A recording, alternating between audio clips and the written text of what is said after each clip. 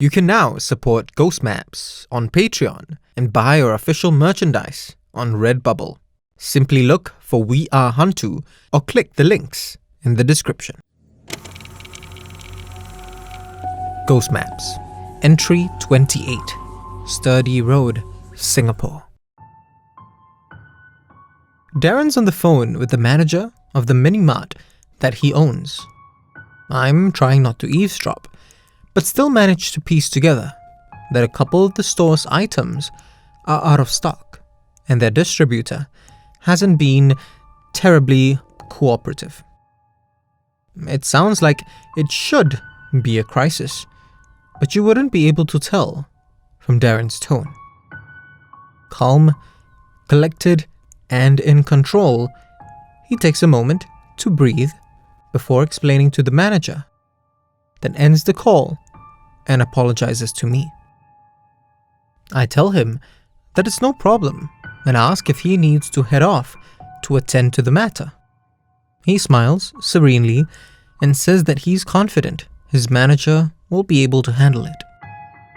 It's 9 p.m. on a pleasantly windy Thursday night. We're at a coffee shop close to Boon King, where Darren's mini-mart is located.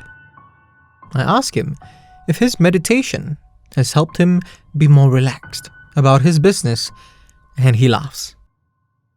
No, he says with a smirk. That comes from hiring competent people.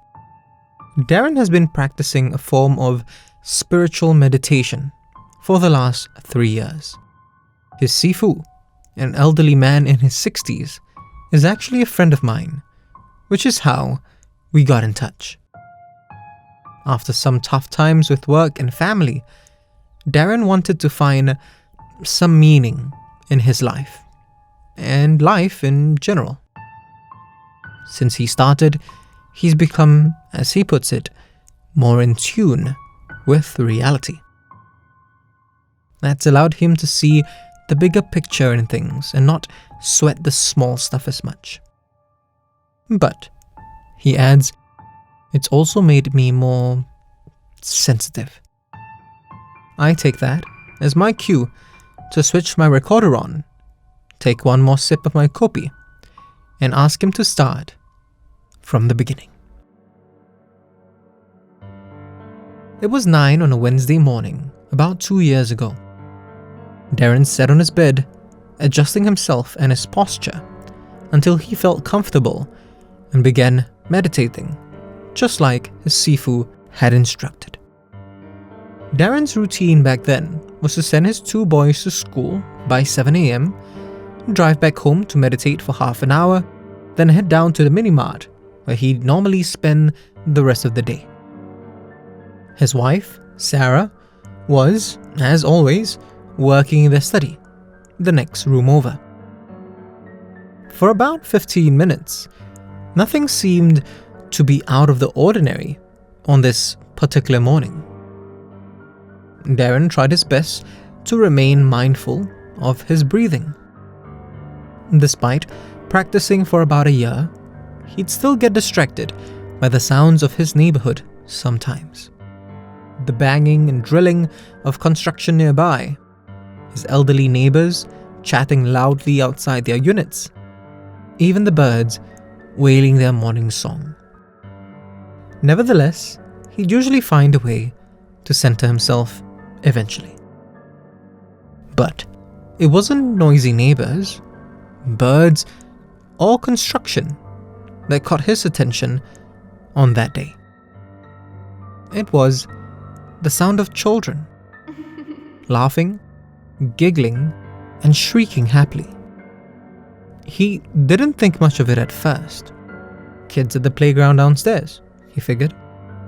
But then, as he tried to acknowledge the noise and refocus on his breathing, he realized that the laughter was growing louder. Maybe they're running around the neighborhood.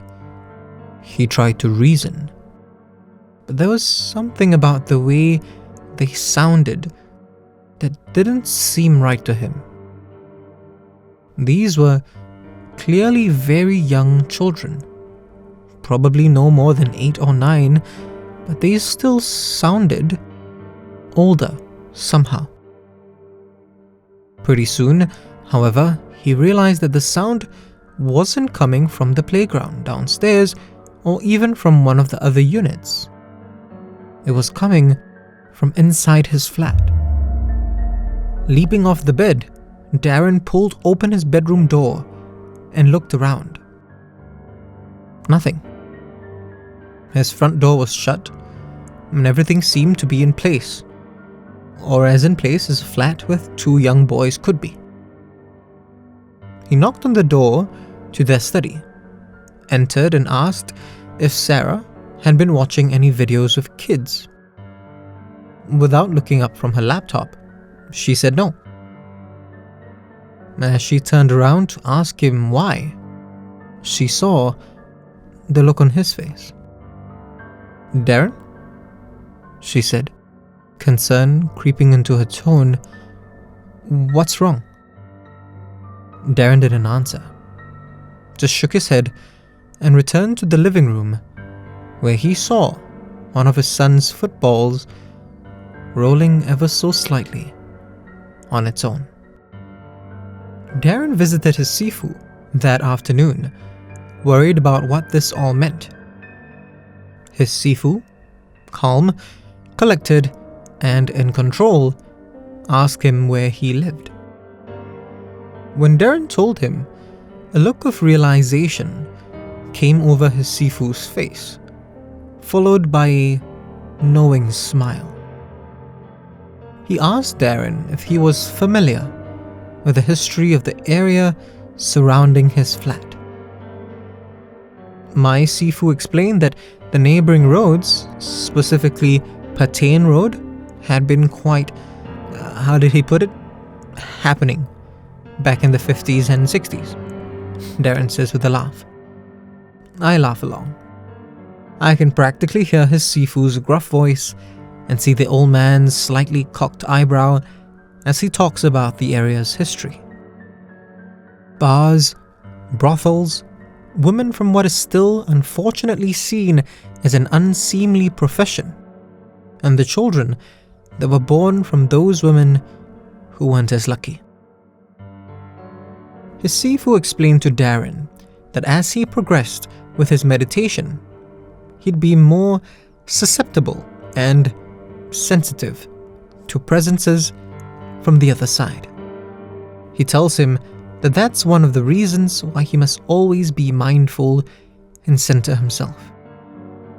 If you can sense them, his Sifu had said, taking on a cautionary tone, then they can sense you.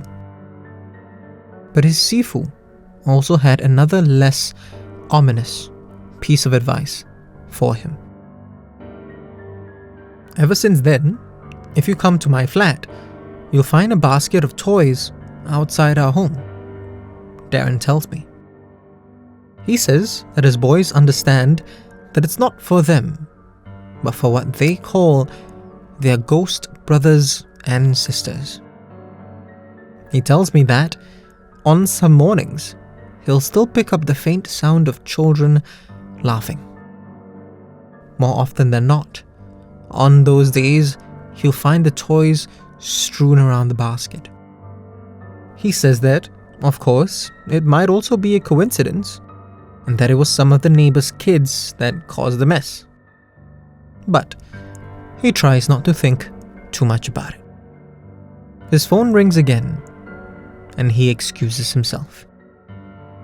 I nod and gesture politely, then take another sip of my kopi and switch off the recorder as he answers the call in that same calm manner as before.